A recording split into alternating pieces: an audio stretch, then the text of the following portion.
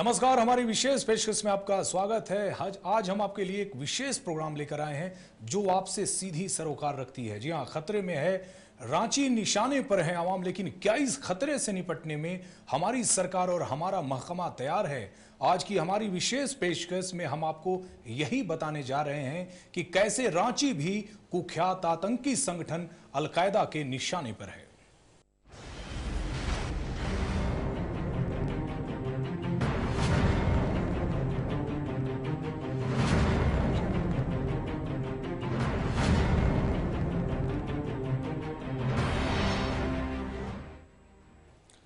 तो नक्सलवाद से करा रहे झारखंड के दामन पर एक और दाग लग गया है, और वह दाग है आतंकवाद का, जिसने पूरी दुनिया को आतंकित करके रखा हुआ है। हालिया दिनों में रांची में आतंक का जो कनेक्शन सामने आया है, उससे पूरा देश भौंचक है और रांची शर्मिंदा है। लेकिन एक और बड़े खतरे की ओर हम आपको आगाह करने जा रहे हैं, और वह है कि क्या झारखंड में अलकायदा भी अपना पांव पसार रहा है? क्या रांची में मिले बम बनाने की पद्धति अलकायदा ने उपलब्ध कराए हैं? जी हां, आज हम आपको इसी सच्चाई से रूबरू कराने जा रहे हैं कि क्या सचमुच रांची अलकायदा के निशाने पर है। हमारी यह कोशिश उस कनेक्शन को बेपर्दा करना है जिसके आड़ में आतंकवादी देश में खून की नदियां बहाना चाहते हैं।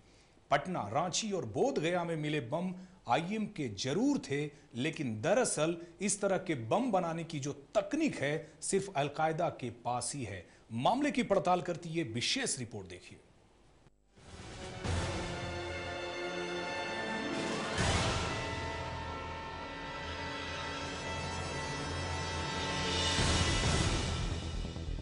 देखिए आतंक की इन तस्वीरों को, जिसमें अलकायदा के अड्डों पर इस तरह के बम बनाने के उपकरण मिले थे। अब देखिए रांची में मिले आतंक के इन तस्वीरों को।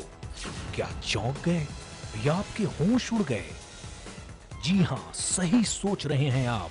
यह अलकायदा की ही टेक्निक है जो रांची में एनआईए ने छापेमारी कर बरामद की थी।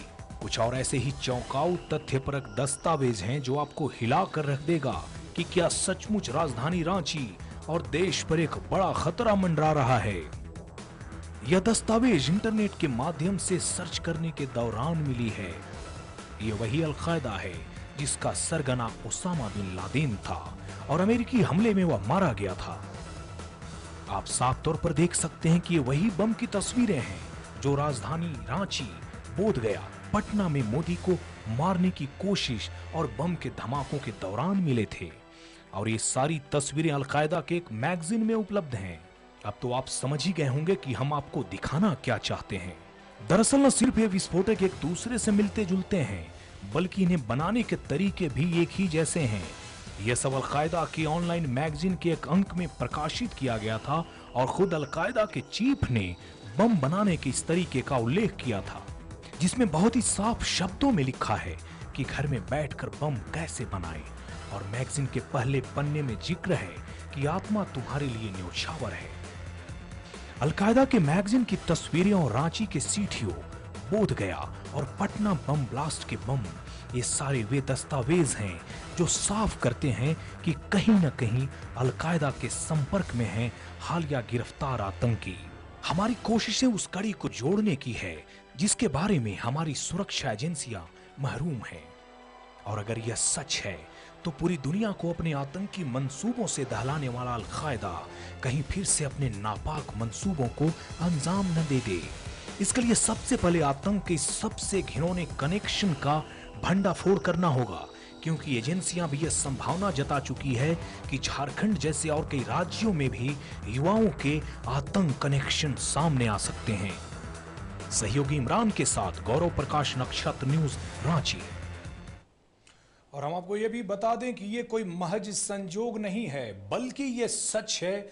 अगर वेबसाइट पर आप जाएं और इन तस्वीरों की तहकीकात करें तो अलकायदा जिस तरीके से पूरी दुनिया में खून खराबा मचाता रहा है, वही तरीका झारखंड में पकड़े गए दहशतगर्दों के खुलासे के बाद मिले बम से पता चले हैं। चलिए अपने रुख करेंगे अपने सहयोगी गौरव के पास, जिन्होंने इस खबर को पूरी शिद्दत से तैयार किया है। गौरव, जिस तरह से ये कनेक्शन का मामला सामने आ रहा है, न ये गंभीर है सिर्फ, बल्कि राष्ट्रीय सुरक्षा पर भी बड़ा प्रश्न चिन्ह है। लेकिन एक सवाल यहां पर यह है गौरव कि क्या हमारी राज्य सरकार इस तरह के जो सुरक्षा चूक कही जाए या फिर इतना बड़ा खतरा रांची के ऊपर मंडरा रहा है, हालिया में जिस तरीके से रांची ग्लोबली एस्टैब्लिश हुआ है पूरी दुनिया में, देश में, क्या यह रांची के लिए बड़ा खतरा नहीं है?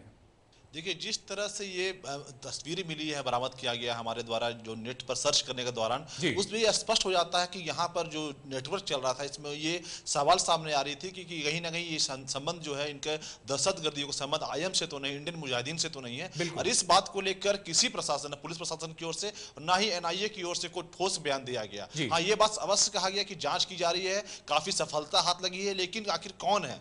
तो अगर उस तस्वीर को देखा जाए, जो विस्फोटक बरामद किए गए थे सीटीओ से, उसके अलावा कुछ जो यहाँ लॉज में इरम लॉज से बरामद किए गए थे विस्फोटक, उन सारे विस्फोटकों को गौर से देखा जाए तो ऐसा प्रतीत होता है कि जो अलकायदा ने जिस तरह से बम बनाने की जो पद्धति बनाई थी, उस पद्धति से मिलती है। क्योंकि जिस तरह दहशतगर्दी होते हैं, वो जो अलग अलग, जिनका आईएम हुआ, अलकायदा हुआ, ये सब अलग अलग तकनीक अपनाते हैं कि और वो उस तकनीक का उपयोग करते हैं बम बनाने में। लेकिन ये जो विस्फोटक बरामद हुआ, ये स्पष्ट होता है कहीं ना कहीं कि अलकायदा का संबंध जो है वो रांची से देखने को मिल रहा है, और उसके दहशतगर्दी जो है यहाँ पर पनप रहे हैं और अपने एक बड़ा नेटवर्क फैला रहे हैं। और ये सारी तमाम जो एनआईए जांच कर रही है, उसके बाद कई बड़ी सफलता भी हासिल हुई है। यहाँ से कई लोग गिरफ्तार हुए हैं। विस्फोटक एक बार नहीं, चार बार विस्फोटक यहाँ से बरामद किए गए हैं। तो इस सारे प्रकरण पे कहीं ना कहीं राज्य सरकार और पुलिस प्रशासन दोनों पर सवाल निशान खड़ा होता है।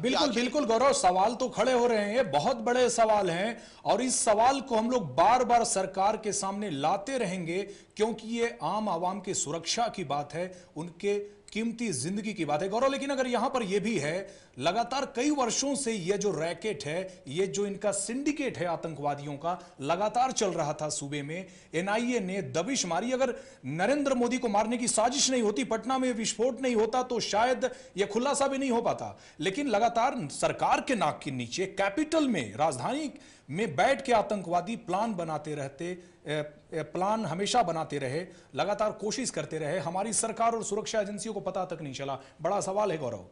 निसंदेह, जिस तरह से अगर पटना में विस्फोट हुआ, उसके बाद उसके तार को ढूंढने की कोशिश की गई, आखिर कौन लोग थे। वहां संजोग ये भी है कि वहां एक व्यक्ति दहशतगर्दी गिरफ्तार भी हुआ और उससे एनआईए ने पूछताछ की। उसके बाद कहीं ना कहीं रांची के बारे में जानकारी हुई कि रांची में एक सीटीओ गांव है, और सब संजोग की बात कही जाए तो धुरवा थाना से महज 1 किलोमीटर स्थित है वो छोटा सा गाँव, जहां पर वह उस गाँव को अगर देखा जाए तो वो गाँव जो है पूर्ण रूप से ग्रामीण परिवेश भी देखने को मिलती है। और लोग शहर आते हैं, अपना व्यवसाय करते हैं, फिर वापस घर में जाकर जीवन यापन करते हैं। इस तरह के परिवेश भी है वहां पर देखने को मिलता है। लेकिन कहीं ना कहीं एक चूक कही जा सकती है, या फिर लापरवाही, या फिर इंटेलिजेंस ब्यूरो पर उंगली सवाल खड़ा हो सकता है कि आखिर उन्होंने उनकी जानकारी क्यों नहीं पहुंच पाई कि ऐसे दहशतगर्दी जो है वो समाज में रह रहे हैं। और रांची सिर्फ सीटीओ गांव की बात नहीं है, रांची सीटीओ गांव के अलावा शहर से भी कई लोग गिरफ्तार हुए। एक डॉक्टर से अभी एनआईए ने पूछताछ की है और उसे हिदायत भी दिया गया कि वो शहर छोड़ के बाहर नहीं जाए। वो रांची के प्रतिष्ठित अस्पताल अपोलो में कार्यरत भी था, उसे वहां से प्रबंधन ने हटाया है। तो उसका संबंध कहीं ना कहीं बताया जा रहा है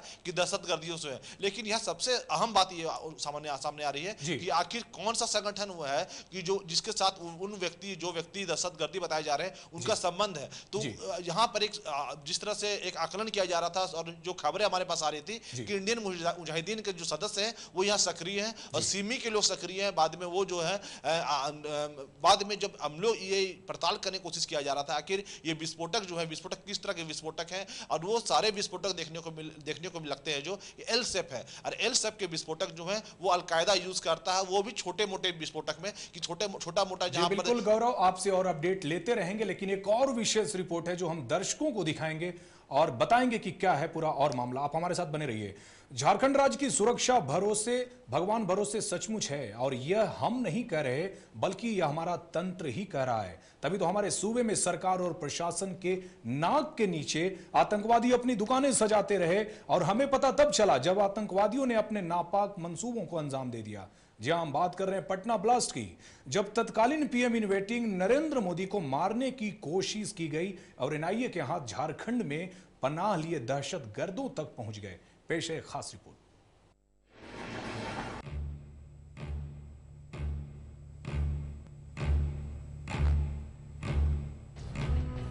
झारखंड आज शर्मिंदा है क्योंकि खनिजों से परिपूर्ण उसके कोख में अब आतंकी भी पलने लगे हैं। तभी तो देश के विभिन्न हिस्सों में खून की होली खेलने वाले आतंकियों की यह शरण स्थली बन गया है। दानिश, मंजर इमाम, इम्तियाज, जुबैर, हैदर, नुमान, तौफीक, मुजीबुल्ला और भी कई ऐसे गुमनाम नाम हैं जिनके कारण यह राज्य आज सुर्खियों में है। देश में आतंकी वारदात कहीं भी हो, उसके तार झारखंड से जरूर जुड़ जाते हैं। आतंकी सूबे के कई इलाकों को कभी स्लीपिंग सेल तो कभी ट्रेनिंग कैंप के रूप में उपयोग करते रहे हैं। पटना में नरेंद्र मोदी की हत्या की साजिश और वहां हुए सीरियल ब्लास्ट के बाद रांची चर्चा में आ गया और इसके साथ ही चर्चा में आ गया इंडियन मुजाहिदीन का रांची मॉड्यूल। पटना ब्लास्ट के दौरान गिरफ्तार रांची के इम्तियाज ने एनआईए के समक्ष कई चौंकाने वाले खुलासे किए और उसके निशानदेही पर एनआईए को लगातार सफलता मिलती चली गई। इरम लॉस से 9 जिंदा बम मिले और करीब 7 महीने बाद 20 मई की रात में एक साथ सभी चारों फरारी इनामी आतंकियों को एनआईए ने धर दबोचा। वहीं 7 जून को एक बार फिर सीठियो गांव के खेत से विस्फोटक का जखीरा बरामद हुआ। साथ ही 2 संदिग्ध आतंकी भी गिरफ्त में आए। 3 पॉइंट जहाँ पर बताया लात रखा कि सर यहाँ कोड़ा जाए, वहाँ कोड़ा गया और एनआईए को सफलता मिली और 6 बम मिले, 6 डिटोनेट मैंने उसका टाइमर मिला और तारूर मिला। जिस तरह रांची में 4 बार एनआईए को सफलता मिली है और उसने विस्फोटक बरामद किया है, जो यह साफ करता है कि राजधानी में आईएम मॉड्यूल सक्रिय है और एक बड़ा नेटवर्क आईएम का शहर और इसके आसपास के इलाके में सक्रिय है। इस बार जो एनआईए ने ऑपरेशन चलाया है उसमें फिरोज असलम उर्फ सोनू को गिरफ्तार किया। इसके तार सीमी के मोस्ट वांटेड हार्डकोर आतंकी अबू फैजल से जुड़ा है। इतना बड़ा नेटवर्क झारखंड में सक्रिय है, लेकिन झारखंड पुलिस को अब तक खुद का बड़ी सफलता नहीं मिली। झारखंड पुलिस हमेशा एनआईए को मदद तो जरूर करती है, लेकिन आज सवाल यह है कि झारखंड के कई इलाकों से आतंकियों की गिरफ्तारी की गई। क्या आतंकियों का मॉड्यूल ध्वस्त हो जाएगा या फिर आतंकी किसी और जिले में अपना पांव पसार लेंगे? पुलिस का भी साफ तौर पर मानना है कि झारखंड पुलिस हमेशा मदद करती है। बहुत अच्छा काम कर रही है। जो घटनाएं हुई थी बोध गया में और जो पटना में घटना हुई थी, जिसमें जो आतंकवादी जिसमें अंतर्लिप्त थे उनको करीब पकड़ा गया और उसमें झारखंड पुलिस ने पूरा एनआईए को सही। झारखंड के साथ आतंकियों के इस कनेक्शन से पूरा प्रदेश आज सन्न है। लोग दुखी हैं कि क्या अब उनकी पहचान आतंकियों को पनाह देने वाले राज्य के रूप में हो जाएगी, और अगर जल्द ही इस दाग को धोने के बारे में राज्य सरकार ने कोई कारगर प्रयास नहीं किए तो ऐसा ना हो कि आने वाले समय में सूबे के कई गांव रांची का सीठियो बन जाए। इमरान के साथ गौरव प्रकाश, नक्षत्र न्यूज, रांची। जहां बड़ा सवाल तो यह है कि अगर हमारी सरकार ऐसे ही सोई रही, हमारी सुरक्षा एजेंसियां ऐसे ही पंगु बनी रही, तो ऐसा न हो कि सूबे के कई गांव सीठियों न बन जाए। बड़ा सवाल है और इस ज्वलंत समस्या को लेकर हम आपसे फिर रूबरू होंगे। समय चला एक ब्रेक का, अपने सहयोगी से भी बात करेंगे और भी ब्रेक के बाद विशेष खबर आपको दिखाएंगे।